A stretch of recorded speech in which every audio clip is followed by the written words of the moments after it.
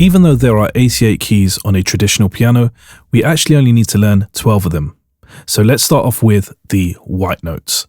Now, if you guys have already got a copy of my book, make sure you turn to page 3. That's where we're starting. And if you haven't got a copy of the book yet, you can go purchase one from this link. I'll also pop the link down below in the description. All right, let's start. There are 7 white notes on a keyboard: C, D, E, F, G, A, and B.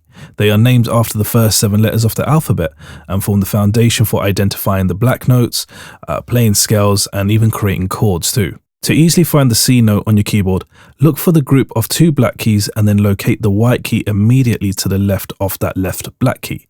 That there is your C note. Now let's talk about these black notes on a piano. These are called sharps and flats. They are positioned in groups of 2s and 3s between the white notes.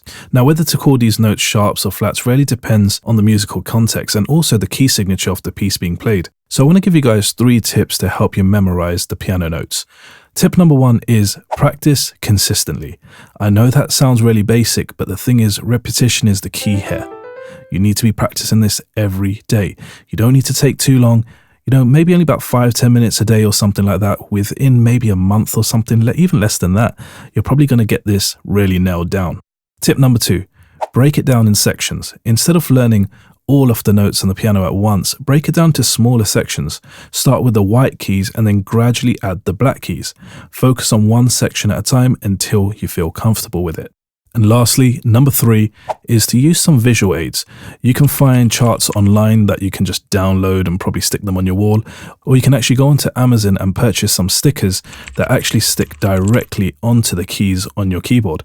And that will just help you, locate what notes are what, and it will just be so much easier to kickstart your learning process. So that's it for lesson 1. In lesson 2, we're going to be going over the basics of the major scale. I'll see you in the next video.